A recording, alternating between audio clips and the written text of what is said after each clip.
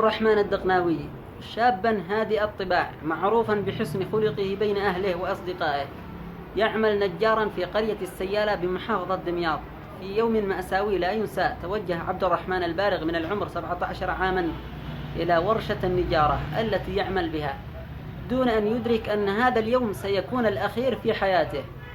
عبد الرحمن برفقة 3 من أصدقائه بالورشة، حيث تطور المزاح بينهم إلى ما لا يحتمل. في لحظة مروعة قام 2 من هؤلاء الأصدقاء بتقييده، بينما أقدم الثالث على استخدام ضاغط الهواء الكمبروسر الذي يتم تعبئة كفرات السيارات بواسطته، ووضعه في فتحة شرج عبد الرحمن.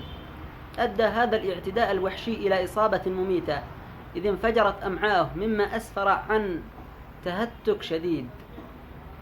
نقل عبد الرحمن فاقدا للوعي إلى المستشفى التخصصي في محاولة لإنقاذ حياته، لكن الإصابة كانت قاتلة ولم يتمكن الأطباء من إنقاذه.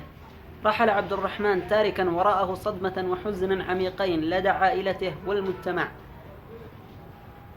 انتشرت القصة في وسائل الإعلام وأثارت غضبا مجتمعيا واسعا في مصر، مع مطالبات شعبية بتحقيق العدالة للشاب الذي راح ضحية تصرف مروع.